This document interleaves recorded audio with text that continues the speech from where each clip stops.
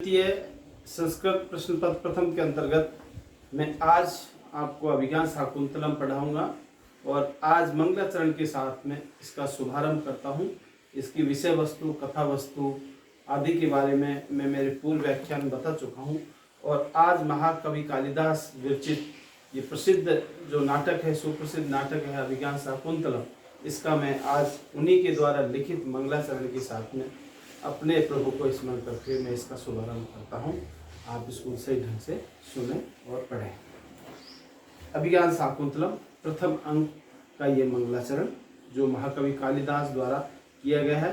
जैसे कि आप सब जानते हैं, किसी भी शुभ काम को करने से पहले या किसी भी कार्य का शुभारंभ जब भी हम करते हैं, चाहे वो लौकिक संसार के में जितने भी भारतीय संस्कृति के अनुसार शुभारंभ जो भी कार्यों का किया जाता है, उसके लिए सबसे पहले अपने प्रभु का स्मरण करते हैं। और इसी क्रम को ध्यान में रखते हुए, इसी व्यवस्था को ध्यान में रखते हुए महाकवि कालिदास ने अपने ग्रंथ, सुप्रसिद्ध ग्रंथ नाटक अभिज्ञान शाकुंतलम का शुभारंभ करते हुए अपने इष्टदेव परम पिता देवादिदेव महादेव का स्मरण करते हुए यह मंगलाचरण किया है। देखिए, महाकवि कालिदास अपना प्रभु का स्मरण करते हुए कहते हैं, या सृष्टि सृष्टुराज्या वहति विधियुतम या हवेर्या च होत्री ये द्वे काले विधत्त है श्रुति विषय गुणा या स्थिता व्याप्त विश्वम याम आहु सर्व बीज प्रकृति इति यया प्राणिन प्राणवंतः प्रत्यक्षा भी प्रपन्नस्तनुभीर अवतुवस्थाभीर अष्टावी गिरीश। इस श्लोक में महाकवि कालिदास ने भगवान शिव की स्तुति करते हुए भगवान शिव की 8 प्रकार की मूर्तियों का स्मरण करते हुए अपने प्रभु से यह कामना की है, हे प्रभु, मैं आपकी इस प्रकार की 8 प्रकार की मूर्तियों को नमन करता हूँ और आपसे प्रार्थना करता हूँ कि मेरा ये ग्रंथ सुख शांति से संपन्न हो, इसका अंत सुखांत हो, ऐसा प्रभु से उन्होंने कामना की है। तो देखिए महाकवि कालिदास क्या कहते हैं इस प्रथम श्लोक में, या सृष्टि रुष्टु आद्यावहति विधियुतम यह हविच होत्री, अर्थात या सृष्टु आद्या सृष्टि अर्थात जो सृष्टि यानी सृष्टिकर्ता विधाता की आद्या प्रथम पहली सृष्टि रचना है, अर्थात जो विधाता की प्रथम रचना है। आप बताइए कि सबसे पहले विधाता ने किसकी रचना की? जब इस सृष्टि का प्रारंभ हुआ था तो सबसे पहले किसकी रचना हुई? सबसे पहले रचना हुई जल की। तो भगवान शिव की जलमय मूर्ति का स्मरण करते हुए महाकवि कालिदास कहते हैं, या सृष्टु आद्या सृष्टि, अर्थात जो सृष्टि यानी विधाता की आद्या प्रथम सृष्टि रचना है, अर्थात भगवान शिव की जलमय मूर्ति। और या विधि उत्तम हवि बहती, या अर्थात जो विधि उत्तम विधि विधान पूर्वक हवि हवन सामग्री को बहती धारण करती है।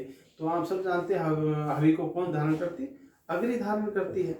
तो भगवान शिव की जो दूसरी मूर्ति का जो जिक्र किया है महाकवि कालिदास ने, उसके लिए कहा गया या विधि उत्तम हवि बहती, जो विधि विधान पूर्वक हवि को धारण करती है, अर्थात भगवान शिव की अग्निमय मूर्ति। एवं या च होत्री, और जो होत्री है अर्थात यजमान स्वरूपा है, मैं उस मूर्ति को नमन करता हूँ जो विधाता की प्रथम रचना है, अर्थात भगवान शिव की जलमय मूर्ति। मैं द्वितीय मूर्ति को नमन करता हूँ जो विधि विधान पूर्व हवि को धारण करती है, भगवान शिव की अग्निमय मूर्ति। और मैं तृतीय मूर्ति को नमन करता हूँ जो भगवान शिव की होत्री अर्थात यजमान स्वरूपा मूर्ति है। होत्री ये द्वे काले विधत्त है। ये अब भगवान शिव की दूसरे चतुर्थ मूर्ति का जिक्र करते हुए उन्होंने कहा, ये द्वे काले विधत्त है। ये अर्थात जो मूर्ति दो कालम समय को विदित है रचना करती है, जो समय का दो भागों में विभाजन करती है। अब समय का 2 भागों में विभाजन कैसे होता है? मूल समय का विभाजन देखिए, एक तो दिन का समय होता है और एक रात का समय होता है। रात का स्वामी कौन है? चंद्रमा है, और दिन का स्वामी कौन है? सूर्य है। तो भगवान शिव की उन 2 मूर्तियों का जिक्र किया है। ये द्वे कालम विधत्त है, जो समय का 2 भागों में विभाजन करती है। द्वे कालम, दो कालम काल समय विधत्त यानी विभाजन करती है, अर्थात जो समय का दो भागों में विभाजन करती है, अर्थात भगवान शिव की चंद्रमयी मूर्ति और सूर्यमय मूर्ति, अर्थात जो सूर्य और चंद्र रूपी दो मूर्तियां जो दिन और रात को बनाती है। अब आती है अगली मूर्ति, श्रुति विषय गुणा। श्रुति विषय गुणा, श्रुति यानी कान, विषय जिसका विषय है, गुणा और जिसका गुण है, जो शब्द रूपी गुण को धारण करने वाली है। अब ये दर्शन का विषय है, ये आकाश, श्रुति विषय गुणा, जो शब्द गुण है, जिसका शब्द गुण किसका है, शब्द गुण है आकाश का, अर्थात भगवान शिव की आकाश में मूर्ति की ओर संकेत किया गया।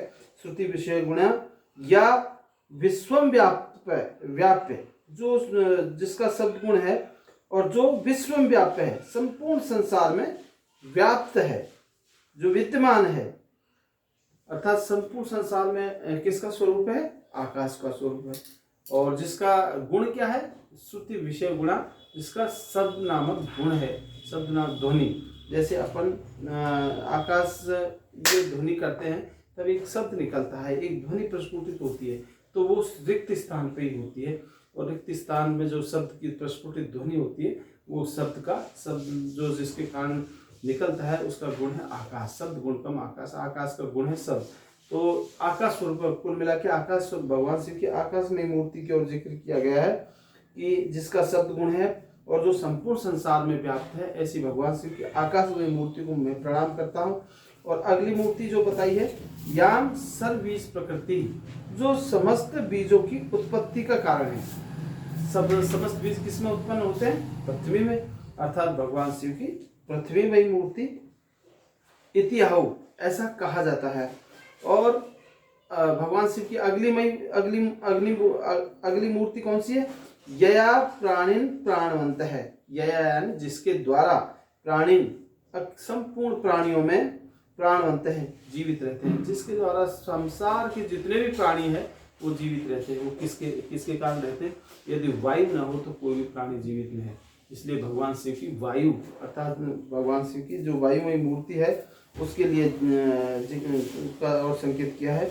भगवान शिव की वायुमय मूर्ति ताभी, इस प्रकार से उन प्रत्यक्ष दिखलाई देने वाली अष्टाभी तनु, 8 मूर्तियों से, तनु यानी मूर्तियों से प्रपन्न है, युक्त ईश है वह भगवान शिव, वह यानी हम सब लोगों की अवतु रक्षा करें। ऐसे भगवान शिव जो 8 प्रकार की मूर्तियों में प्रत्यक्ष दिखाई देते हैं, पृथ्वीमयी मूर्ति, जलमयी मूर्ति, अग्निमयी मूर्ति, यजमान स्वरूप मूर्ति, सूर्यमयी मूर्ति, चंद्रमयी मूर्ति, आकाशमयी मूर्ति, वायुमय मूर्ति है इत्यादि, जो भगवान शिव की 8 प्रकार की मूर्तियां हैं, वह ऐसी मूर्तियों को धारण करने वाले ईश है, ऐसे है भगवान शिव प्रपन्न, यानी उनसे समस्त मूर्तियों से ऐसे भगवान शिव, वह अवतु हम सभी आपकी, आप श्रोतागणों की, हम कहने वालों की, हम नाट्य खेलने वालों की, नाट्य करने वालों की, दर्शकों की, सबकी ऐसे भगवान शिव रक्षा करे, वह अवतु, वह हमारी रक्षा करे।